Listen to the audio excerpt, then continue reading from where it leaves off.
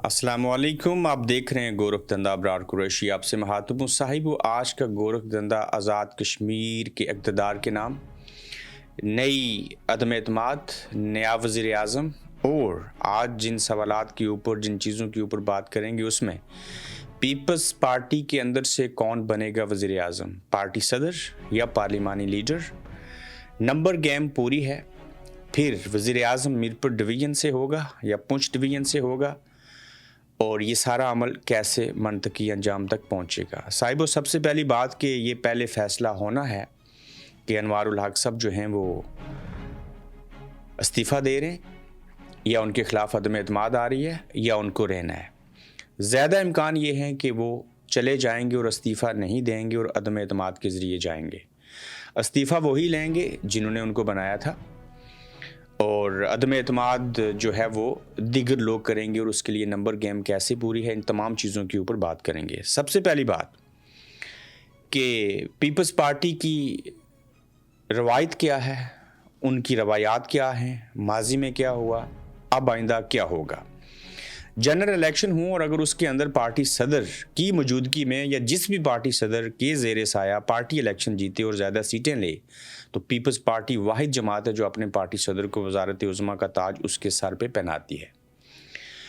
दूसरी जानिब अगर जनरल इलेक्शन ना हो, इन-हाउस तब्दीली हो, अदम एतमाद हो, मिड टर्म हो और थोड़े अरसे के लिए अदम एतमाद के ज़रिए किसी को पार्टी के अंदर से वज़ीर आज़म बनाना हो, तो ये भी पाकिस्तान पीपल्स पार्टी की रीत है कि वो पार्लिमानी लीडर को जो है वो वज़ारत उज़्मा के मनसब पे बैठाते हैं। इसकी वाज़ेह और आला मिसाल 2008 में जब उस वक्त चौधरी मजीद साहब साबिक़ वज़ीर आज़म पार्टी के सदर थे, तो 2008 में भी उस वक्त के पार्लिमानी लीडर सरदार याकूब खान को जो है वो वज़ीर आज़म बनाया गया था जब वो 9 माह के लिए वज़ीर आज़म रहे थे। 2011 में चौधरी अब्दुल मजीद साहब ही पार्टी के सदर थे और अक्सरीती सीटें उन्होंने जीती, उन्होंने हुकूमत बनानी थी, तो पीपल्स पार्टी ने अपनी रीत को बरकरार रखते हुए चौधरी अब्दुल मजीद साहब को पार्टी का प्रेसिडेंट होते हुए उन्हें वज़ीर आज़म बनाया था, जिनके मद्दे मुकाबल बैरिस्टर सुल्तान महमूद चौधरी जो हैं वो भी उम्मीदवार थे और चीज़ें जो थी वो सामने आई। आगे बढ़िए, क्या पार्टी सदर वज़ीर आज़म बनेगा या पार्लिमानी लीडर वज़ीर आज़म बनेगा। मैं इस नुक्ते के ऊपर मज़ीद बात करते हुए इस तरफ इशारा ज़रूर दे दूँ कि मीरपुर डिवीज़न से पहले से सदर आज़ाद कश्मीर बैरिस्टर सुल्तान महमूद चौधरी मौजूद हैं। मीरपुर डिवीज़न से ही चौधरी अनवारुल हक इससे कबल जो हैं वो वज़ीर आज़म के मनसब के ऊपर विराजमान हैं। सदर और वज़ीर आज़म दोनों का तल्लक ना सिर्फ मीरपुर डिवीज़न से है बल्कि जाट कबीले से भी है। यहाँ कोई तासब की बात नहीं हो रही, एक रियलिटी बयान कर रहा हूँ। अब चूँकि मीरपुर डिवीज़न कमोडेट हो चुकी, जाट कबीला भी कमोडेट हो चुका, तो लिहाजा पुंछ डिवीज़न से सदर होना चाहिए। अब यहाँ पे पार्लिमानी लीडर वज़ीर आज़म बनेगा, इन-हाउस तब्दीली में ये बात पीछे रह गई। फिर सवाल ये है कि पुंछ डिवीज़न से वज़ीर आज़म क्यों बनेगा। जॉइंट अवामी एक्शन कमेटी की तारीख जो थी, इसका आगाज़ जो है वो पुंछ डिवीज़न से हुआ। इससे कबल मीरपुर डिवीज़न से वज़ीर आज़म और सदर मौजूद हैं। पुंछ डिवीज़न जहाँ से इस तारीख का आगाज़ हुआ, वहाँ से पार्लिमानी लीडर जो कि पीपल्स पार्टी की रीत भी है, उसके मुताबिक सरदार याकूब खान ने एक भी बयान जो है वो जॉइंट अवामी एक्शन कमेटी के ख़िलाफ़ ना दिया, और ये भी नहीं कहा कि ये रॉ के एजेंट हैं, ये फसादी लोग हैं, या ये भारत से पैसा लेते हैं, या इस तरह की चीज़ें हैं। ये सारी चीज़ें देखने, सुनने और समझने वाली हैं।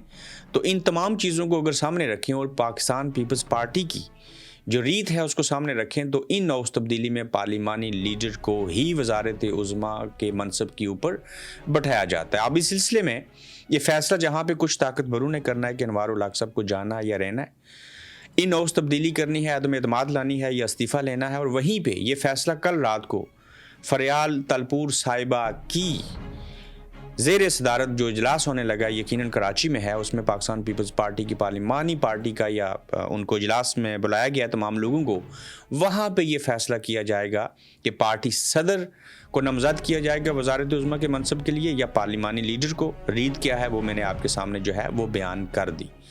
अब आ जाएँ साहिबो इस बात के ऊपर कि नंबर गेम ना सिर्फ पूरी है बल्कि आप हैरान होंगे कि 3-4 लोग ज़्यादा हैं। यकीनन मुस्लिम लीग नून और जो फॉरवर्ड ब्लॉक کے علاوہ پاکستان تحریک انصاف کے لوگ ہیں جو اس وقت خواجہ فاروق اور سردار عبدالقیوم خان نیازی اور چند اور لوگ جو تحریک انصاف میں ہیں، ان کو شاید مل کے اپوزیشن کرنی پڑے. ایسے کیوں ہوگا؟ اور مسلم لیگ نون کی مدد، حمایت اور ووٹ کے بغیر جو ہے پاکستان پیپلز پارٹی اس وقت بآسانی وزیر اعظم اپنا بنا سکتی ہے، اور انوار الحق صاحب کے خلاف عدم اعتماد بڑے آسان طریقے سے ہو سکتی ہے. اس سلسلے میں اگر آپ دیکھیں تو میں آپ کے سامنے تمام اعداد و شمار رکھتا ہوں کہ یہ صورتحال کیا ہے. پاکستان پیپلز پارٹی نے جنرل الیکشن میں دوسری بڑی سیاسی جماعت کے طور کے اوپر سامنے آیا جب انہوں نے 13 سیٹیں جو تھیں وہ حاصل کی. 13 سیٹیں ان کے پاس پہلے سے موجود ہیں نمبر گیم میں، اور اس کے بعد 4 لوگ جو تھے وہ مزید شامل ہوئے. اس طرح سے 17 لوگ ہو گئے، اور وہ 4 لوگ کون سے تھے؟ اس میں شاہدہ سگید صاحبہ، رفیق نیر صاحب، جاوید بٹ صاحب اور علی شان سونی صاحب پاکستان پیپلز پارٹی میں شامل ہوئے تھے. تو 17 کا نمبر پہلے سے موجود ہے. 2 سیٹیں ہم ان کو اور دے دیتے ہیں جس میں سردار عتیق اور حسن ابراہیم شامل ہیں. اس طرح سے 19 سیٹیں ہو گئیں.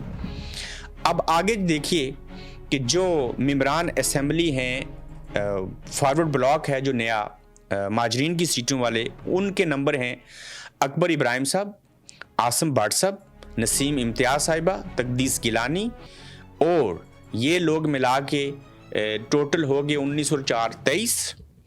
اب آگے چلیے کہ چند اور جو سیٹیں ہیں ان کو اگر آپ سامنے رکھیں تو یہ نمبر اور آگے بڑھ جائیں گے، جس میں بیرسٹر سلطان گروپ شامل ہے. اس گروپ کے چودھری رشید ہیں، بیرسٹر سلطان صاحب کے صاحبزادہ یاسر سلطان ہیں، چودھری ارشد ہیں، صبیہ صدیق صاحبہ ہیں، چودھری اخلاق ہیں، اور انصر عبدالی صاحب موجود ہیں. اس طرح سے اگر آپ دیکھیں تو 23 اور یہ ٹوٹل ملا کے لوگ جو ہیں وہ 30 بن جاتے ہیں. تو نمبر چاہیے 27 عدم اعتماد کے لیے، تو پیپلز پارٹی کے پاس 3 لوگ اضافی ہیں.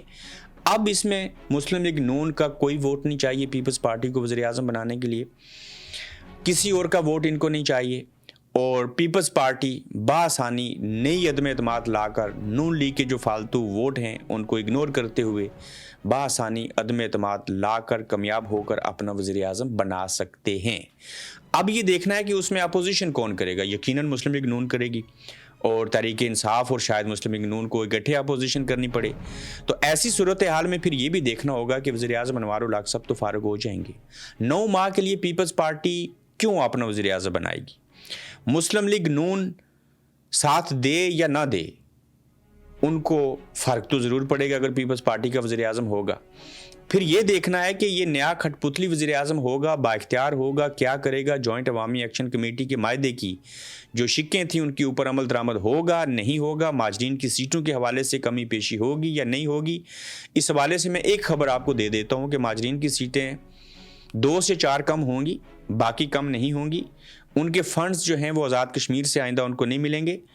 ان کے فنڈز پاکستان کی وفاقی حکومت اپنے پاس سے دیا کرے گی آئندہ. تو اس طرح سے یہ جو گورکھ دھندا ہے اس کو بھی سلجھا لیا جائے گا.